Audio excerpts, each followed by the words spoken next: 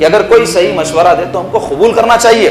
پہلے تو مشورہ لینا میرے سرکار کی سنت، اور صحیح مشورہ ہو تو اس کو قبول کرنا بھی میرے سرکار کی سنت. آج مشورے کی برکتوں سے بھی امت محروم ہو جائے.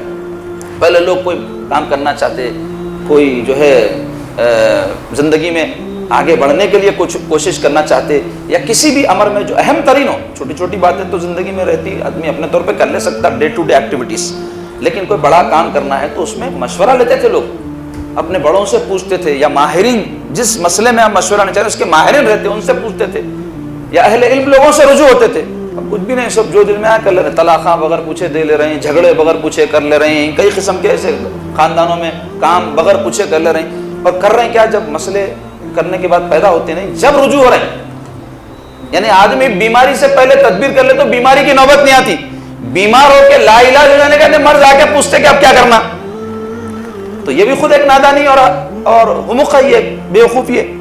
تو اس لیے ہم کو بڑے معاملات میں ہمیشہ مشورہ لے کے کام کرنا چاہیے.